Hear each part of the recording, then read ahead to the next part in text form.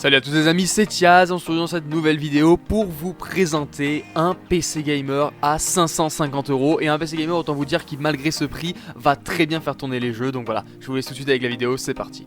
Alors pour commencer cette configuration de gamer, on va parler du processeur et ici on se retrouve donc pour un i3 10100F. Alors c'est un processeur d'entrée de gamme que vous retrouverez aux alentours des 100 € en moyenne, notamment je crois 98 € sur matériel.net, de toute manière les liens sont en description.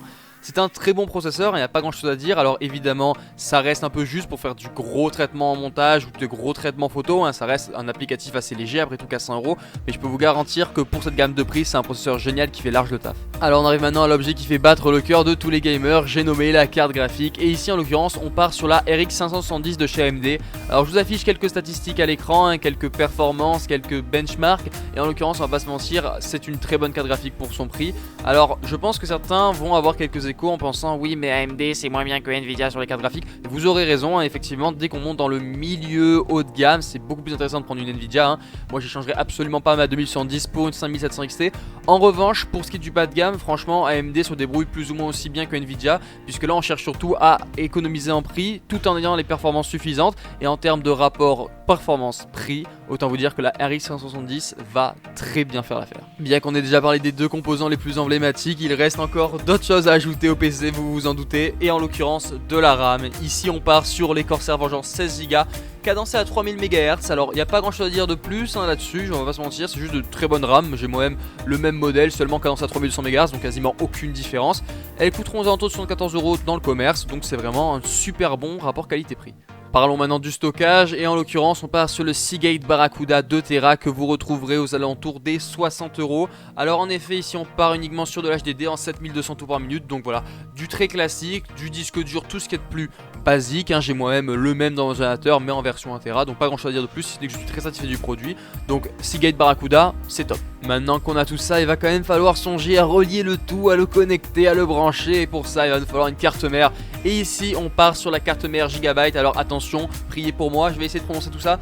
H310MS2H, oui j'ai réussi à le dire sans bégayer, vous êtes fiers de moi? Je le suis. Alors c'est une bonne carte mère, hein, qui sera aux alentours des 70 € dans le commerce. Après on va pas se mentir, quand on fait des configurations entrée de prix, j'allais pas dire bas de gamme, hein, parce que c'est pas le cas, mais entrée de gamme, on va pas se mentir, c'est là où on est généralement essaie de gratter un peu d'argent, hein, la carte mère, parce qu'en fait tout simplement par exemple d'une carte mère qui va accepter 2 cartes graphiques potentiellement ou 4 barrettes de RAM à une carte mère qui va en accepter que une ou que 2 barrettes de RAM, et bah parfois on passe du simple au double en termes de prix en fait, tout simplement. Donc on essaie généralement de gratter un peu là-dessus. Donc voilà, le petit défaut de cette configuration c'est qu'elle est pas forcément très évolutive, puisque vous avez alors qu'un seul carte graphique, mais bon de toute manière généralement on préférera changer une carte graphique que d'ajouter une deuxième. En général les deuxièmes cartes graphiques c'est que pour les configurations de monstres et c'est rarement vraiment utile. Et par contre on a aussi que 2 slots de RAM, ce qui veut dire que si par exemple vous comptez le garder quelques temps et qu'un jour vous souhaitez passer sur des RAM mieux cadencées ou 32 Go ou quoi, vous serez obligé de racheter complètement la RAM et vous pourrez pas juste rajouter 2 barrettes de RAM du même style, ça marchera pas. Mais bon on va pas se mentir, dans une configuration entrée de gamme elle est amplement suffisante et de toute manière vous n'avez pas d'intérêt pour l'instant dans l'immédiat à faire évoluer cette configuration. Maintenant qu'on a fait tout ça, il va peut-être falloir songer également à alimenter notre ordinateur. Et oui je sais c'est surprenant, je vous apprends peut-être quelque chose, mais il faut de l'électricité pour faire fonctionner un ordinateur. Et en l'occurrence ici on aura besoin d'une alimentation, à savoir la Corsair C550, donc qui va fournir comme son l'indique dans les 550 watts, plus ou moins, ça dépendra des besoins du PC, mais en tout cas elle pourra fournir jusqu'à ça, donc ça va être amplement suffisant pour une configuration entrée de gamme.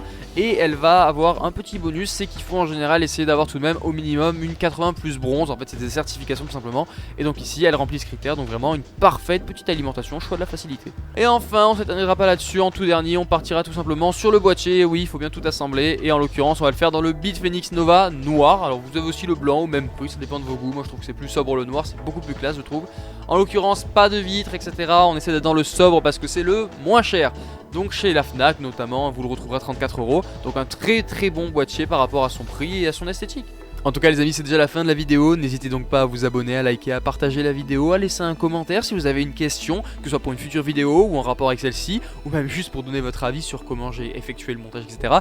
Je vais essayer de pas trop vous retenir, tout simplement je voulais vous dire que je vous remercie d'être de plus en plus nombreux à regarder, hein, c'est vraiment super sympa, on voit que mes conseils, contrairement à il n'y a pas si longtemps, et ben je les jette plus dans le vide, j'ai vu qu'il y a 2-3 personnes qui avaient acheté les PC portables que j'avais conseillé, donc voilà je suis super content de pouvoir vous aider, je suis super content en même temps moi d'apprendre des choses sur l'informatique, et je vous dis à la prochaine, c'était Thiaz, ciao.